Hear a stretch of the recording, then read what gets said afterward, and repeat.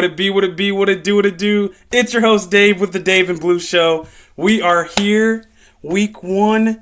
Let's go. 2025 season is upon us, and your boy's back, guys. We are back and better than ever. Tell your mama, your cousin, your bro to like, share, and subscribe to the Dave and Blue Show. Today is a special day. Day one. Today is August 30th. You know what that means. 7:30 Eastern, kickoff, University of Michigan versus New Mexico Lobos. It's about to go down. We are finally going to get to see the highly awaited start and playing career of the one and only Bryce Underwood. We are getting ready to see the resurgence and growth of this defense from last year. We're going to see a revamped passing attack, revamped rushing attack, a new look offense with the one and only Chip Lindsey. What I'm going to do today is go through a little bit of the keys of the game to what I think we can do to win, and also what I think some of Bryce's stats might be, along with what's going to be the keys to helping us on defense as well and offense. So let's get ready. Let's get into it. Here we go. So we're going to start with the depth chart, of course, because we need to know the starting lineup. So obviously quarterback is Bryce Underwood. No surprise there. Everyone's saying, oh, Bryce Underwood is going to start because he got paid $10 or $12 million, whatever the number was, to start to be here. But that's not the case. They brought in other quarterbacks to challenge him. He was just head and shoulders, quite literally, above the rest. He also was challenged in the spring ball and in fall camp by Jaden Davis for the starting position. I actually attended the spring game, and seeing Bryce Underwood in the offense in person looked really good. They actually threw the ball a decent amount. He didn't look incredible. Obviously, it's going to be his first attempt against a real college defense, that type of thing, in a game type of scenario in front of fans. But it was not bad. It wasn't like, oh, he's just throwing passes just to throw passes, throwing interceptions, making bad reads. He was really, stepping into passes. A few of the passes he attempted, I'd say about 6 of the maybe 10 or 11 incompletions he had were dropped passes. So I'm looking to see how the receivers look today. Obviously, I'd love to see a deep ball or two, because that would just be great. And it would also give Oklahoma, which is our week 2 opponent, some film to look at and to prepare for, and not have to load the box with 8 or even 9 guys, because we're going to be different this year. We're going to be able to throw the ball, thank God. So I just want to see the offense, gel a little bit. Obviously, it's an easier opponent. So the score could go one of 2 different ways. It could be an absolute bludgeoning, or it could be a 2 or 1 touchdown win and look bad. Of course, obviously, we're all hoping, and I think knowing, that it's not going to be a 1-score or 2-score game, because if that is the case today, then we are either in trouble or they just didn't care about running up the score at all. But I'm assuming that our defense is not letting them score. But I'll get into that a little bit later. But depth chart. So, quarterback Bryce Underwood, we need to see what he can do. We all know he's going to be talented. I'd argue that when all is said and done, if it's done how I think it's going to be, he might end up going down as Michigan's best quarterback ever. And I'm saying that now. So, which is a big deal, a big bit of expectation to put on a kid. But, he's coming in as the highest touted recruit I think Michigan's ever gotten, I believe, at least in the modern recruiting era is what I'm hearing. But we're going to go now to our depth chart. So, quarterback, Bryce Underwood. Running back, 1A, 1B, Justice Haynes, Jordan Marshall. We are excited for this tandem. We all saw Jordan Marshall run wild against Alabama in the ReliaQuest Bowl. And yes, they were playing against Alabama's starters, the guys that had been playing all year. Yeah, they had some guys opt out, but for the most part, it was their defense. And he was breaking tackles left and right, forcing missed tackles, breaking down people, running over people, gaining yards. He's got a full head of steam. He's a downhill runner. Jordan Marshall is going to be a pain for defenses to stop. And then you can switch it up and have Justice Haynes, who was a running back out of Buford High School in Georgia, who was, I believe, the top recruit in his class in 2023, possibly. He is a junior now, so yeah, 2023. But Justice Haynes can also run the ball. Justice Haynes was buried in the depth chart at Alabama with Jam Miller. Obviously, Jalen Milroe took some rushing attempts there, but he got busy last year. He definitely he ran the ball well. He didn't have a ton of runs last year, but he made the most of the ones he did get. So our rushing attack is going to be strong. And obviously Max Bredesen, the fullback, shout out Max Bredesen. Everyone's saying he's the heart and soul of the team, and I truly believe that. So, they go as he goes as far as blocking and will and everything like that. So the rushing attack is going to be solid. We also have the third running back is Jasper Parker, who's a freshman from Archbishop. I don't know the name of the high school, but it's in Louisiana. And he is going to be solid. He's going to be solid. Tony Alford said his film doesn't jump off the screen at you, but when you watch him in person, he's totally different. So we're looking at a three-headed monster for this year for rushing. And then next year, when Savion Hyder comes in, the 5-star number 1 overall running back in the 2026 class, you're looking at a possible running back room if Justice Haynes sticks around. Justice Haynes, Jordan Marshall, Jasper Parker, Savion Hyder. I mean, that's devious. So the rushing attack, I think, should be good. And then you have to look at the guys who are going to be blocking for him. We have Evan Link at the left tackle. We have Giovanni El-Hadi at the left guard. We have Greg Crippen at center. We have Brady Norton, the transfer from Cal Poly, starting at right guard. He beat out Nathan Afobe. So that'll be interesting to see. How he's been able to take steps from lower level competition up into the Big Ten is going to be really interesting. But to win the job going against Michigan's defensive front, he had to have proven something to the coaching staff. They're not just going to throw anyone into the starting rotation on the offensive line at the University of Michigan because, as we all know, the University of Michigan prides itself in the running attack and good offensive linemen. So Brady Norton, I'm looking forward to see how he does. And then obviously we have Andrew Sprague at the right tackle.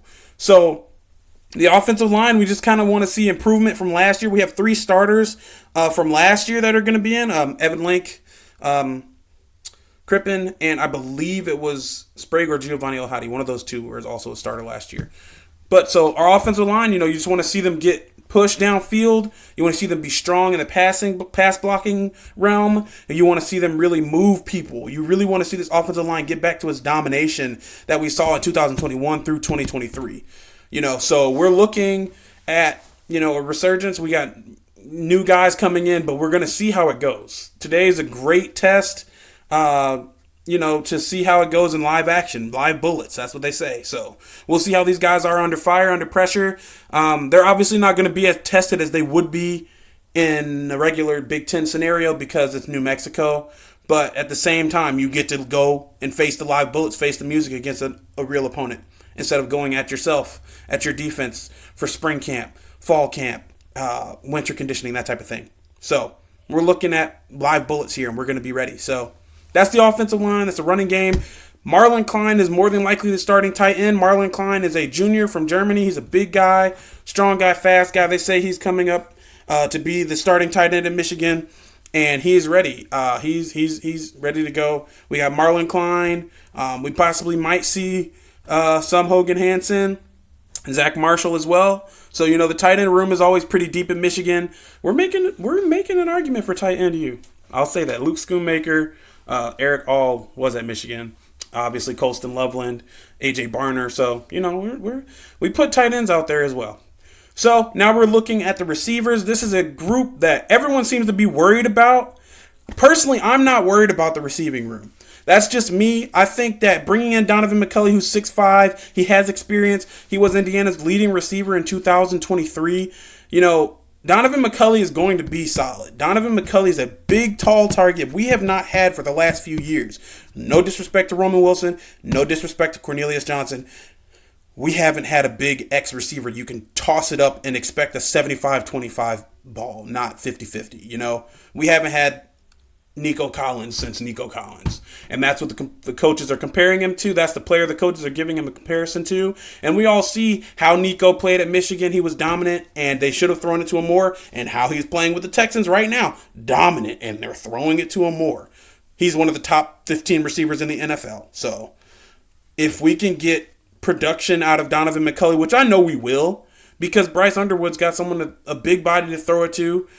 He's also got Samaj Morgan. Samaj Morgan is going to be starting. Shout out to Samaj Morgan. He's one of my favorite players on the team. I love Samaj Morgan. He's dope.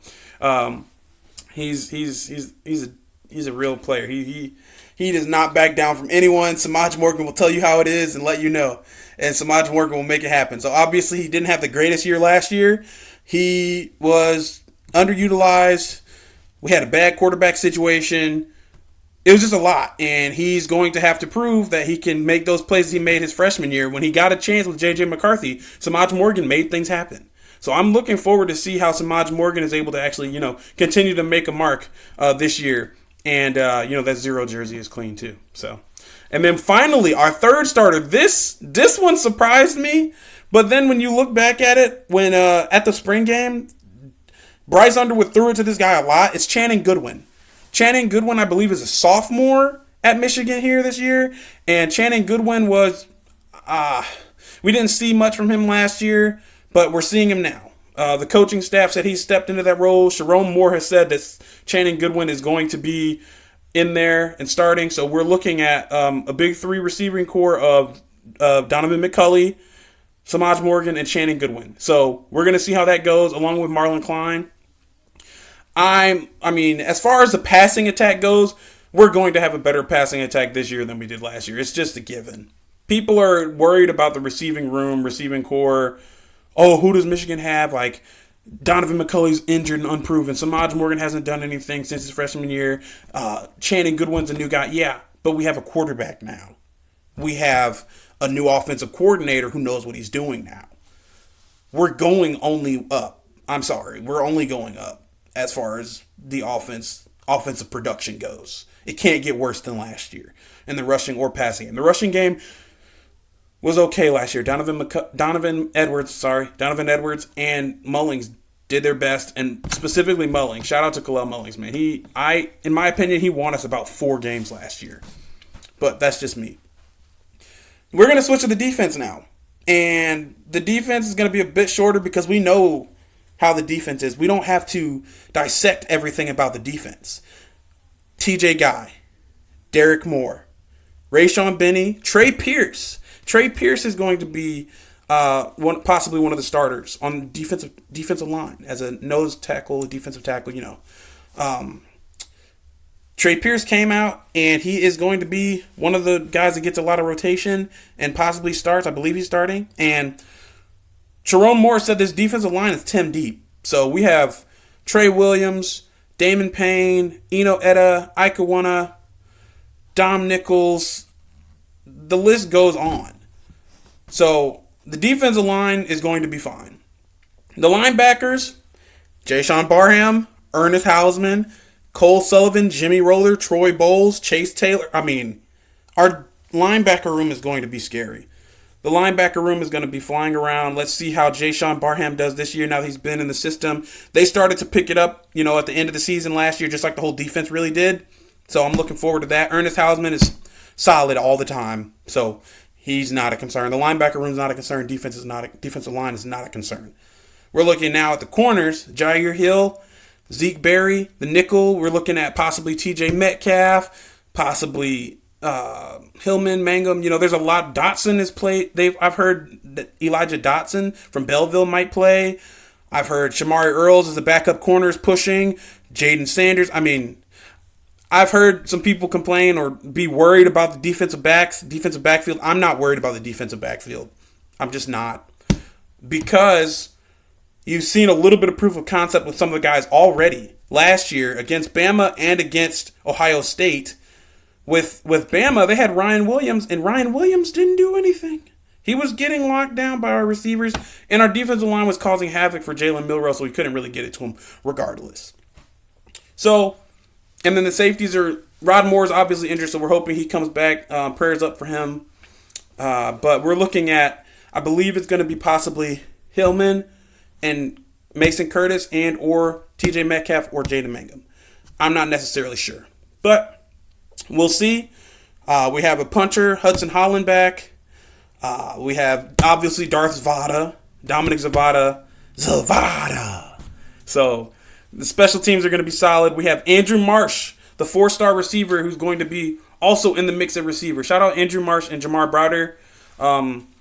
Those two freshmen are also going to play, Sharon Moore said. And Andrew Marsh is going to be a kick returner. Samaj Morgan is going to be punt returner. And you know what? We're getting ready for the season. I'll say Bryce Underwood's stat line is 210 passing yards, maybe 15 for 20.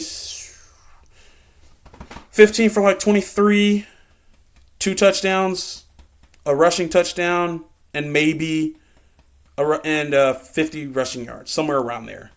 I don't see him turning the ball over, or at least I hope he doesn't. I think we're going to be over maybe 1 deep bomb or so. I think we get maybe 1 or 2 deep bombs. I'm talking about completions in this game just to see, So, score prediction for me. I will give you guys a score prediction. I've been saying 35-3. I'm assuming that's a solid, I don't think it covers the spread. The spread is like 36 or 35 points, something like that. But 35-3 sounds about right. Obviously hoping it's more, but that's just my thought. So, we're looking forward to this season, man. I'll be, posting regularly now and, getting to it and getting you guys content. And let me know in the comments, like, share, and subscribe. Tell your mom or your cousin, your bro, it's the Dave and Blue Show. And let's go, baby. Go Blue. Jesus loves you guys. You have a good holiday weekend. And let's get it. Go Blue.